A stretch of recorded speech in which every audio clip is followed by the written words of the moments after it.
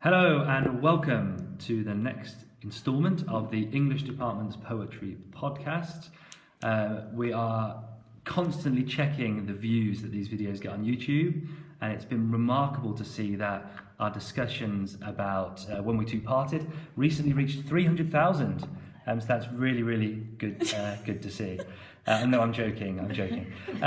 So we're going to look at Charlotte Mew's The Farmer's Bride today. And there's lots of interesting contextual things to learn and to know about Charlotte Mew that really influenced her production of this poem. And we'll talk about those throughout, I'm sure. But it'd probably be really good if we start off with the title, The Farmer's Bride. Anyone got any thoughts on the title? I think the title's really interesting because straight away we know that this person isn't named. Given what we know about Charlotte Mew, and the position of women at the time and her political views on women's position, it's interesting that she started off by showing a woman in possession of someone else and not having her own identity.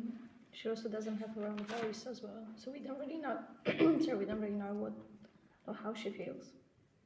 I think it kind of instantly puts you in the mind of what kind of continues throughout the poem is this kind of idea of the male gaze and the kind of male patriarchal control. I think this idea of possession as well. I love zooming in on apostrophes. It's one of my favourite things to do. And you can see it here, the farmer's bride. The bride isn't a human being. She's not a person with her own outlook, ideologies, views of the world. She's the possession of this farmer. And I think there's that theme of possession, of belonging, of ownership runs all the way through the poem, and I'm sure we'll touch on that as we progress through. Well, I think the idea that she's like livestock is then reinforced with the comparison to her as an animal all the way through, and that seems really appropriate given that was your position at the time as a woman. I think it's significant that she's also referred to as a bride as well, not the farmer's wife. Yes. She's the farmer's bride with all those kind of connotations of kind of virginity and innocence and things like that would come with that.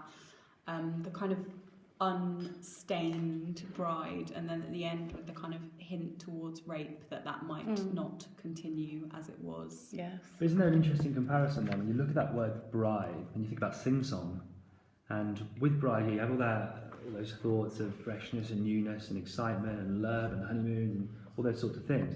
But in this poem, this persona here this female that's talked about in the poem doesn't come across in that sort of way. We look at sing-song, we look at the pride that this husband has, that he almost wants her to remain in that sort of honeymoon, bride-like fashion throughout. So do zoom in on some of those words that are common across poems and look at how they're explored in different ways.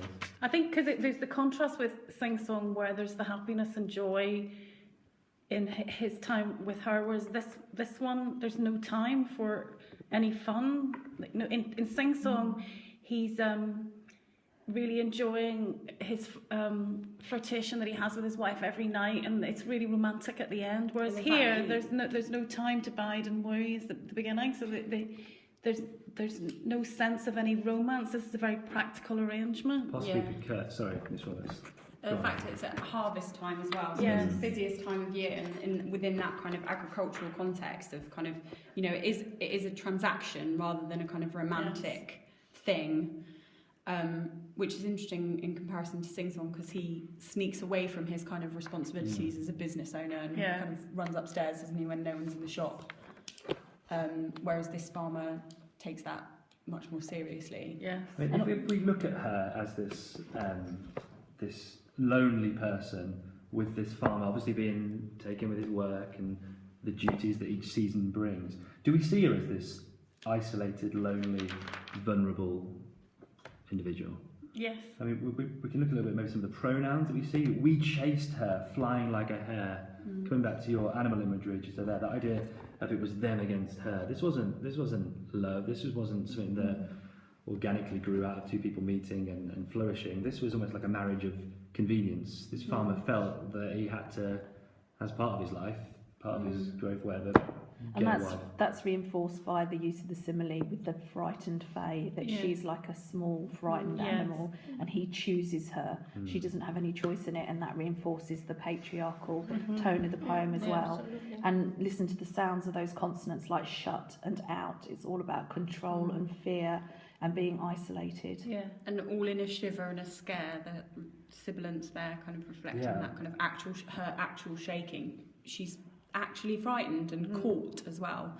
That's such a kind of harsh T sound on the end. It's quite Yeah. aggressive. Yeah, looking at that sibilance, I'm looking at the fourth stanza, which is like shy as lever, swift as he's straight, slight, sweet, she, to a wild self. It's there, isn't it? It's that real bitter, sinister undertone. Everything about what the poem's about, it links to it quite nicely. Although, Karen, when we were teaching this to our year 11, you brought up the idea that he's not entirely unsympathetic to her, is he? You know, the bit when he says, Towards the end, Yeah. isn't it?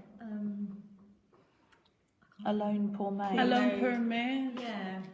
But is there something sinister in that sympathy in the sense that he feels sorry for her because she's alone, but does she not want to be alone because she doesn't want to be with him? It's almost as if he was cherishing the fact that she's alone. He's like, oh, poor thing. Yeah. I don't think it's that. He's quite a sympathetic character though, at moments. I think it's particularly when he talks about the what's Christmas time without there be some other in the house than we, that kind of, that he has perhaps a longing for a child. Yeah. So it's not simply a kind of sinister with desire for... With the kind of colloquialisms of throughout the poem, which kind of serve to really show this community where they kind of have their own dialect. They sort of, he talks about the bride responding to men in general, women on the farm, and knowing that at the time that kind of farm life was like a real community.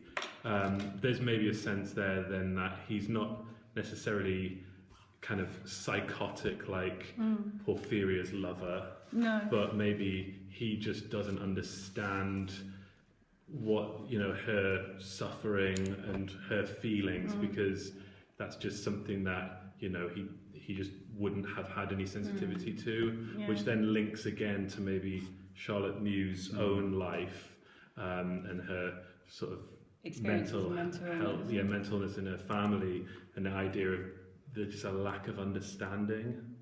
Yeah, I think he's kind of collectively socialised to not understand why a woman would not want to play the role of a dutiful wife. And there's a definite sense of the collective because they're chasing her. It's not just him; it's the whole village that's The chasing community her. is uncomfortable Yeah. with her not fulfilling that role. Interesting fact about leverets. Oh, Leverets are baby Wait there a hares. second. Yeah. It's that time of the week from this rather interesting Interesting fact facts about about leverets. Right, so honestly, this is good. This is Go good. on then. You're going to be blown away by this, right? Leverets are baby hares. Yeah. And people made gloves out of them whole. They would chop them down the middle and gut them and just use the whole skin to make a glove because they were very soft and, you know, they were the right sort of size for a hand, which I think is interesting in terms of like kind of that idea of like emptying someone out of their... He sees her external shell, doesn't he? And doesn't give her inner life any credence. Yeah, because she's Not definitely credence got an in inner that. life It in sounds a terms bit of her psychotic, connection with but- animals. Yeah. Yeah. I thought that was interesting. My dad I told think me what that. I think of equal Time will interest tell. is the way that this presentation of the girl changes throughout the poem. If you look at the start, the beginning, she before she was when she turned afraid, she was of love and me and all things human, etc., etc. But then we get towards the end of the poem, and the description of her and the objectification of her does show this sort of stark contrast. And we look at the stanza organisation, even the length of stanzas, but also the fact that a number of lines are indented. We see this real mixed, unstable, irregular pattern developing. And I think we learn a lot there about the author's views of the world, but also perhaps this idea of how it serves slightly as a microcosm, perhaps in the way of how she felt trapped. And we look at women being trapped in society. And you know, don't just think these authors sit down one day and think, oh, I know what I'm going to do. I'm going to think about writing a random poem about a farmer's bride. This is rooted in her experiences. It's rooted in the world that was around her at the time, much like all the other poems are. And I just want to go back to something that Mr. Luke was saying about settings earlier. And you were talking about this sort of this farming community. And I've seen a number of questions online about these poems that have talked about exploring poems and what we learn about these poems based on their settings. So I would encourage you to do, perhaps as we just end this podcast today, is to look at the poems, look at the places in which these poems are set, and think, well, how much does this truly represent the love or the relationship that that author was perhaps trying to demonstrate? Thank you very much for listening to our podcast today. We'll see you again soon.